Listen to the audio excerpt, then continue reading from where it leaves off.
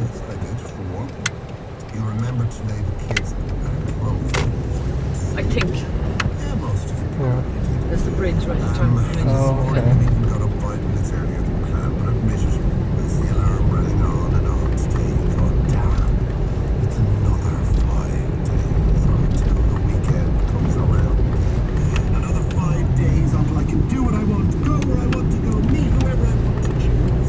Another 5 days until I can really rock. Well, there was one girl this morning who did not live by these rules. They're up, they're at it. But school runs are the last thing on their minds. Eleanor Rourke is at the heart of Dublin City and she's dancing at 10 to 10. Clountreem, did you see that? Yeah. You got all that? Mm-hmm. Yeah.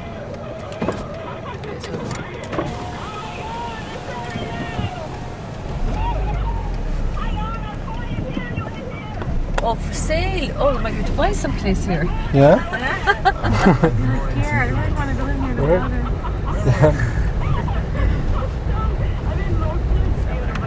Wouldn't it be funny if it was for sale? Yeah. This is the This is the road road. up the road I was okay. telling you about.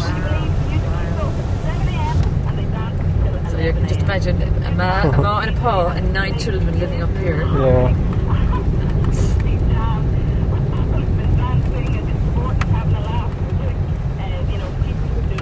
Okay there, Rachel? Yeah. Need a tissue? That's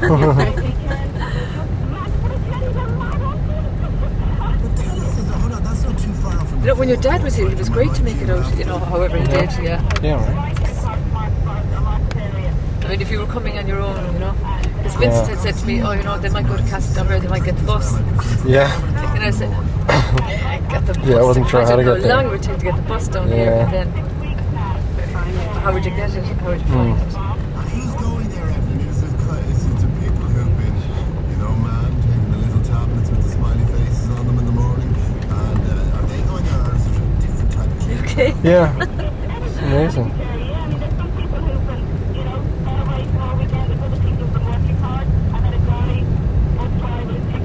Oh, Vincent, you're going to be so jealous.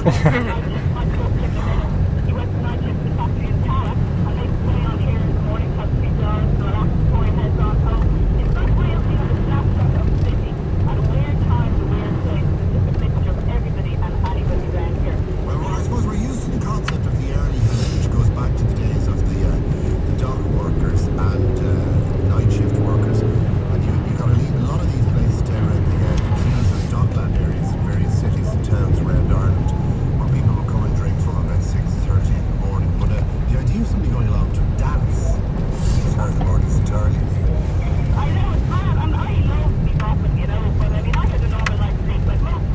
I'm sure what time they set out to go to school. I'm Yeah. walking down here every morning.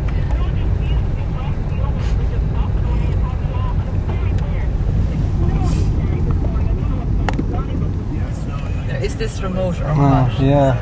You know? There's a house up further than it. Or is it on the left?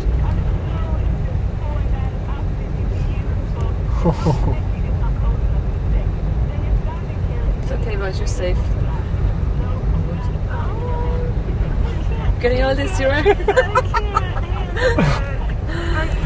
It's too much. I just want to run and hug them. Yeah.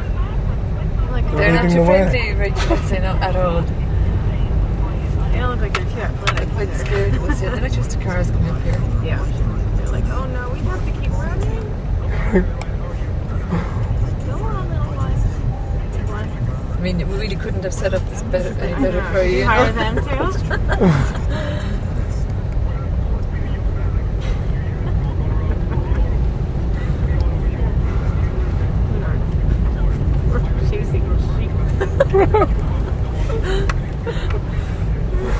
What did you do today? Oh, we chased some sheep.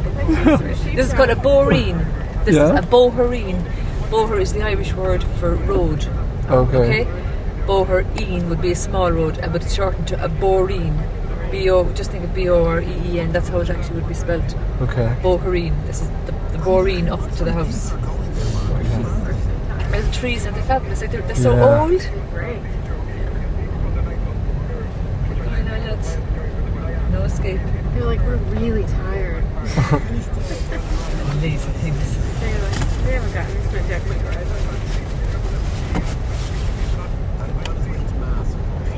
They get You see, there's, you know, they're so sheepish, you know, whatever one does, the other does.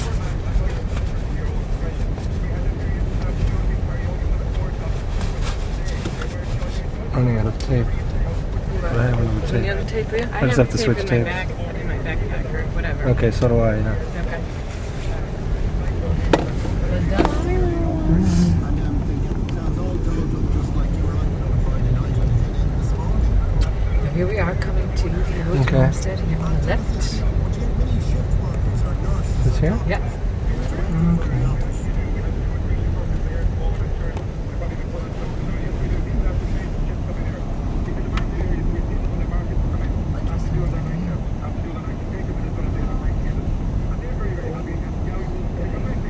Yeah. An extraordinary setup. Do you have a cover charge? Anyone living in it? No, I don't think so. Satellite dish? Very neglected. Very neglected. No, obviously when Dan and Mary, there was no glass porch up there. Uh-huh. They're probably the original windows, they're sash windows that go up and down, the Yeah. top ones anyway. But it wasn't plastered like that, or it wasn't painted like that or anything. Right. We'll get up now and have a wander. Okay.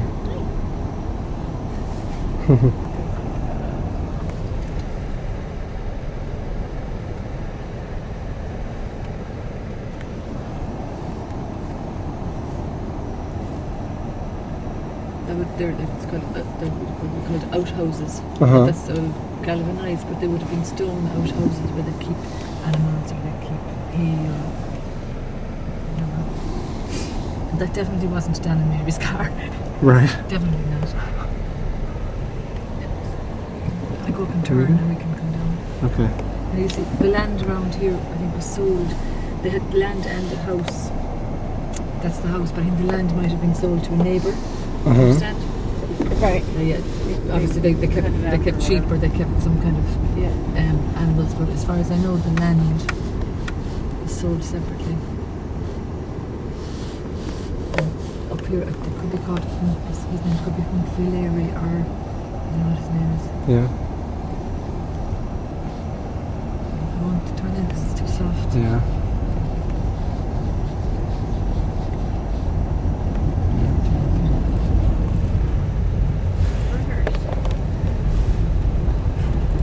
Hardly setting them up here.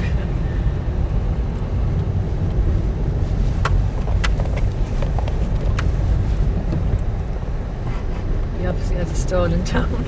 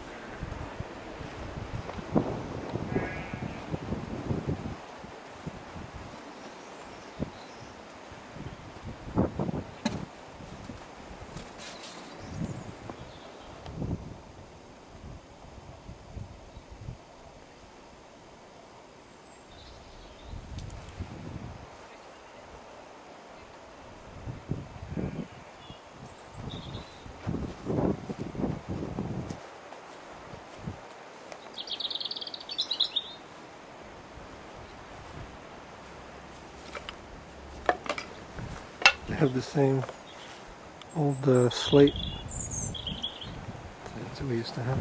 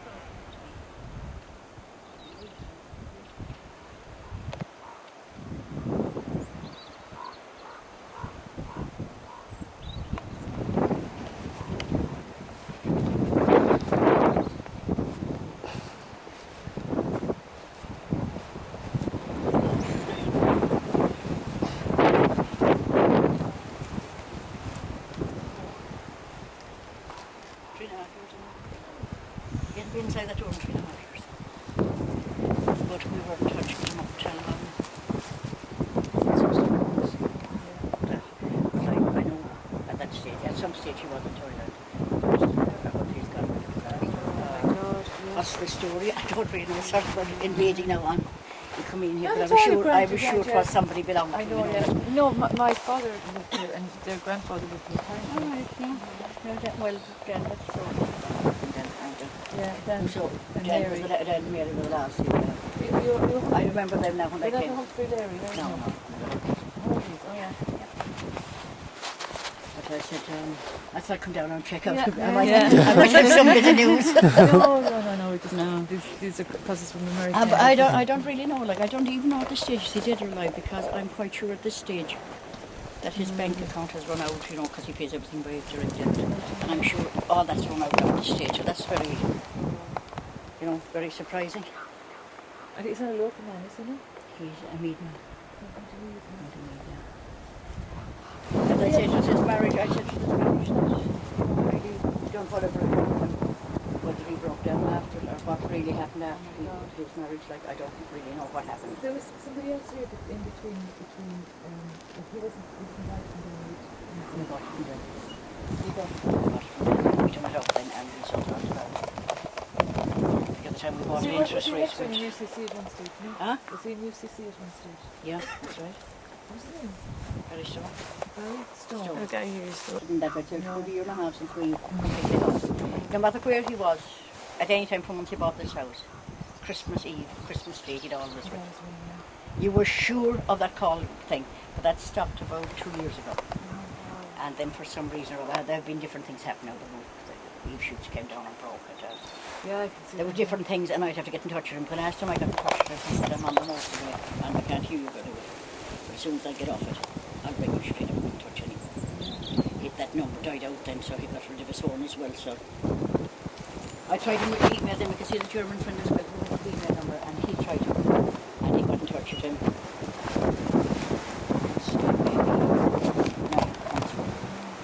And he answered him once or twice, and he told him that time the picture got a picture and all the condition of the house. And he said, yeah, he'd send money on to the Hurleys and they'd do it up for him and all the rest, trying to hear things since. Now at one stage we ran into the same story. Rats in there. I got rid of them anyway, and his answer to me, he was out in Germany at this time now, his answer to me was, well, I'm out here in Germany, what do you think I can do about it? Right. And like I'd run a mile from a rat, I only ran out the door and left them there. Yeah. I got Pathy down, Pathy got rid of them all right. And he said, I'll send them, you do whatever it takes to get rid of them, I'll send the money on the post. I'd say, he said. And so the same thing, I had this best price to get it done back, I said 2 years ago. And it done at that time for £500. And he said, he'd send me the money, and you man wanted to go at it, and I said, no, Jesus, don't take Don't the money bring the back. money first, yeah. Yeah. And I didn't let him at it anyway, and I said the same job now today. It would cost him, what's a few thousand? He didn't send the money, I didn't hear any more from him from that. But I really thought I had something this morning. Oh, sorry. No, I'm sorry about inviting any of you. Yeah. We'll see you again anyway. Cheerio. Thanks. So this is like an entrance way, I guess. Right. Yeah. Let's get a picture. I will get the two of you in front Oh, of the okay. house, or Okay, great. In the front is better, isn't it? yeah. Okay. Yeah. See if we can get.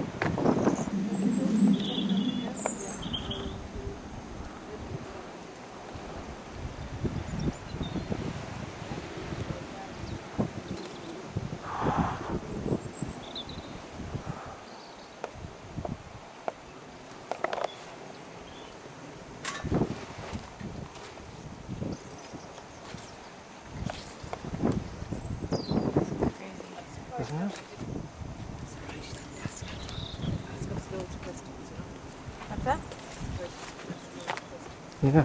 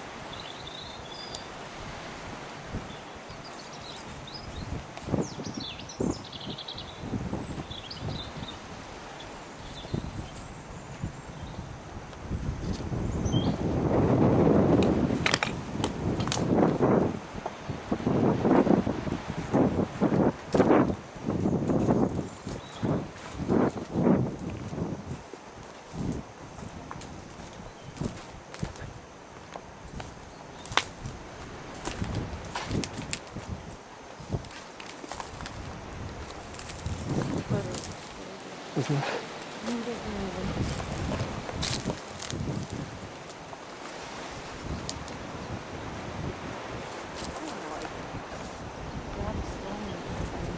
Hmm.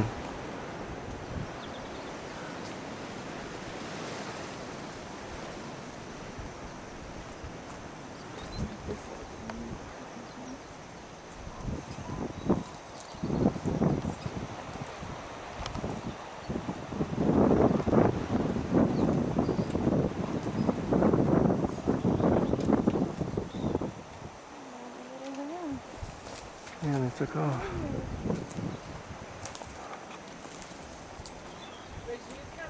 Yeah.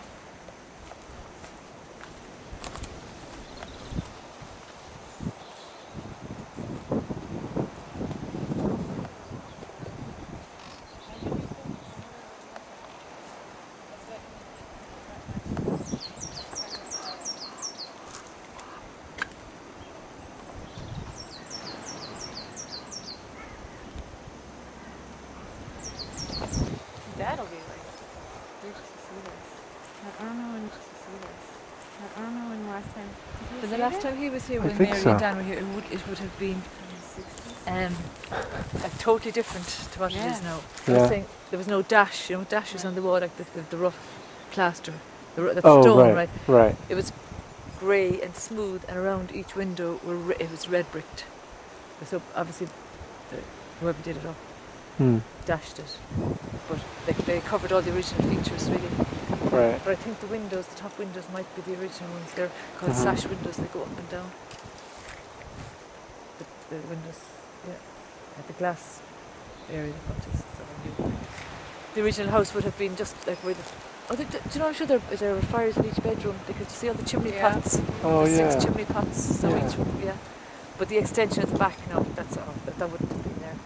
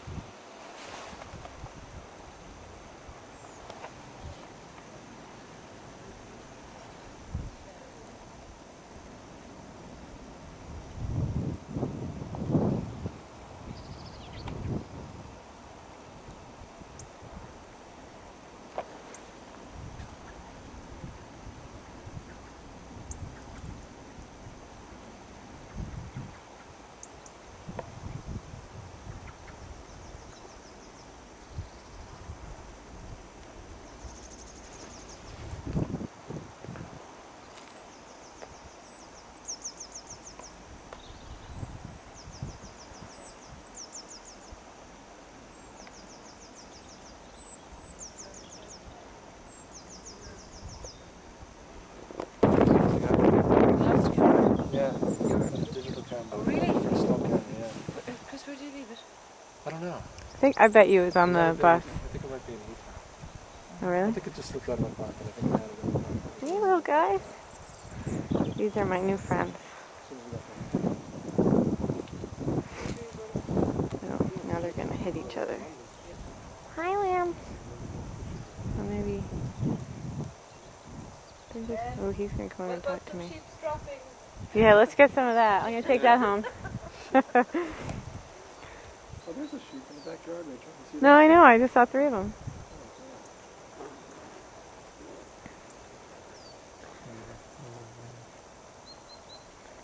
It's They crazy. came up the street. I saw them. Yeah, they ran right in. They're not shy. The boreen, Chris. Yes. Get it right.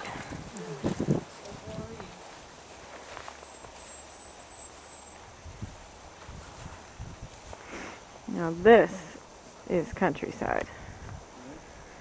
A boreen in the middle of Ireland where you're chasing sheep down the road. That's what I'm talking about.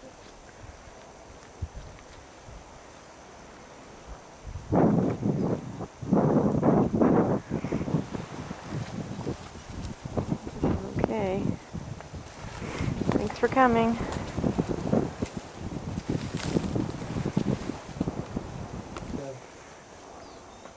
We got a lovely day.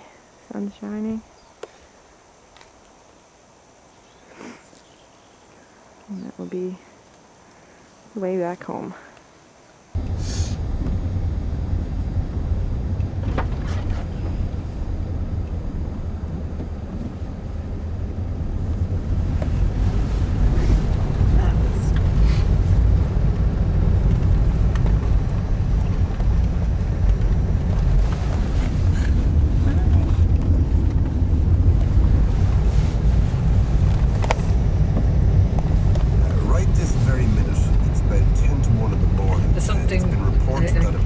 Very remote and big, but it's something very picturesque about it as well, isn't it? All the stones covered in moss and like just there for years and years and years. It just tortured, and most of that, most of these crimes carried out by the government of Sudan and indeed by their henchmen and militia.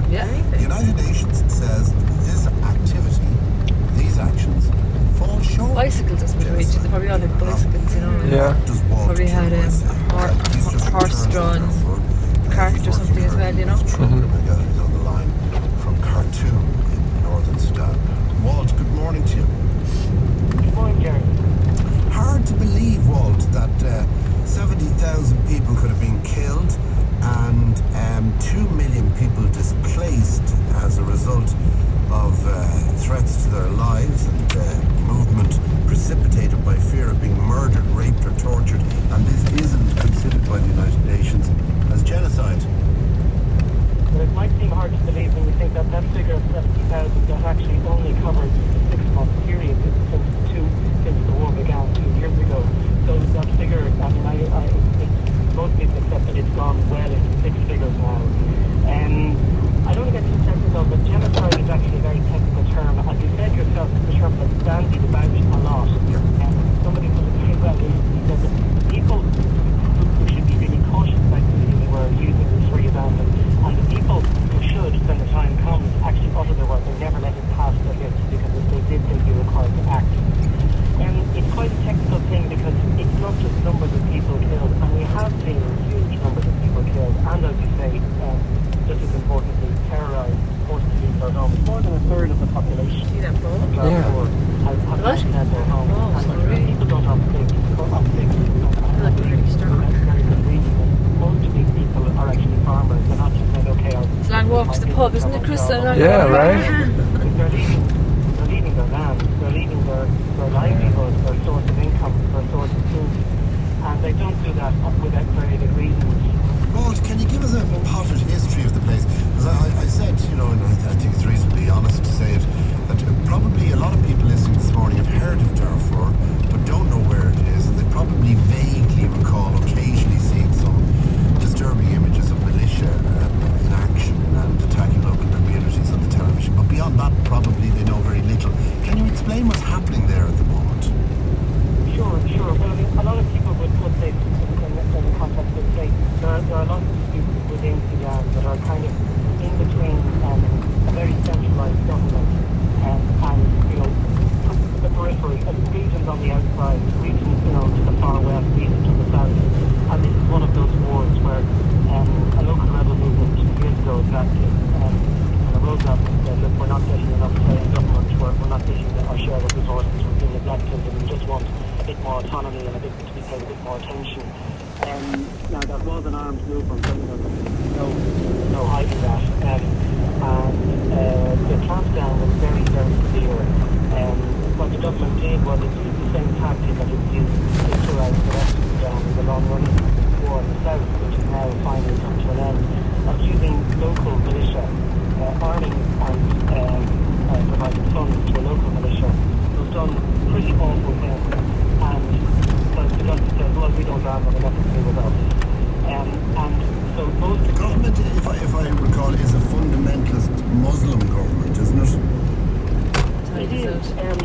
As it happens, Darfur is almost entirely Muslim, so there isn't really a religious aspect to it. I think it's more that the government was very scared about the control, and they overreacted, and they used the militia, local militia, and it kind of turned it into an ethnic dispute, which it wasn't before. And that's why, because of the common ethnic dispute between Arab and non-Arab, largely, what that meant is that people have been driven out of their homes, villages have been burnt, and I've seen villages where they haven't just burnt the houses, they have then gone on. It's downtown Castletownbere. Yeah. Around the fishing boats, and there's a lifeboat there, the orange and